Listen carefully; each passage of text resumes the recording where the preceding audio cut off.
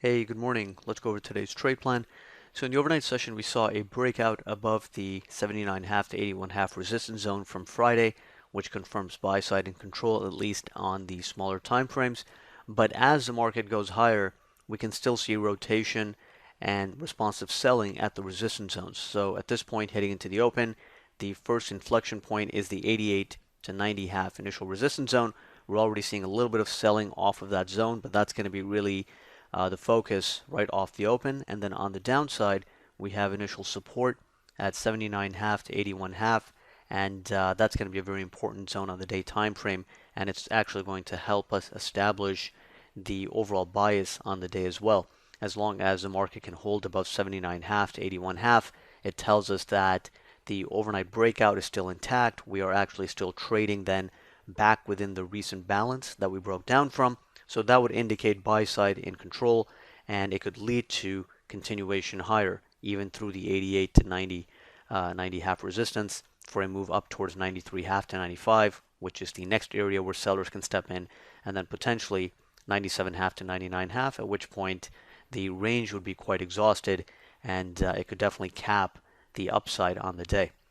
So how the market reacts to 79 half to 81 half will help us figure that out on the larger time frames. In the event that we fail at 88 to 90.50 or 93 half to 95 and then start failing and coming lower, a break below 79 half to 81 half could shift control back to the sell side because that would signal a failed overnight breakout. And from there, we could get a directional move down into the 71 half to 73 half support area, which is the gap fill and the previous VPOC. Responsive buyers can be active there on first test, but if we slice through that zone, then we have the next inflection point at 67 to 68, and finally 62 to 64.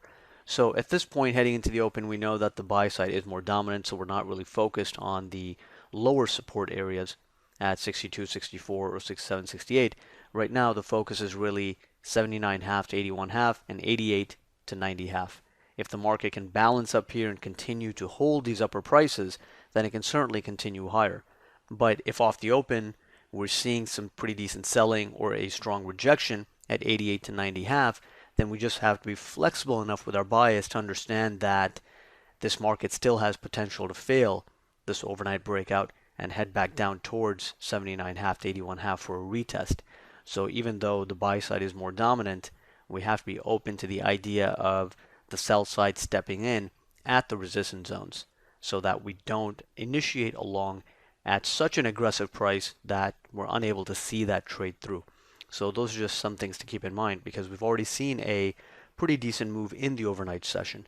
And even though from here we still have potential to go up to 93 half to 95 and possibly 97 half to 99 half, although that's a bit of an extension, there's not really that much reward potential necessarily left in the market to initiate a long at a very aggressive price like 88 or 89.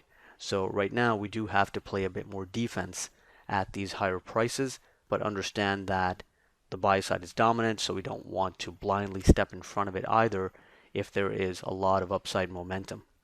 So off the open, keep an eye on the advanced decline, keep an eye on the NYC tick. The tick I think is going to be a much better tell. The AD is going to open on a high note anyway. It's going to open on a pretty significantly high value, or at least it should. So it's not going to provide a whole lot of edge or insight, but the momentum on the NYC tick will be a much better tell to help us figure out whether there is enough momentum in this market to really carry this market back up to 93 half to 95, or can it just fail at 88 to 90 half and head back down to 79 half to 81 half. So right now at these aggressive prices, the risk is more on the buy side from a location perspective because it is an aggressive price to buy. So those are our main ideas heading into the open. Let's see how the market reacts to 88 to 90.50 and the 79 half to 81 half, and we'll take it from there.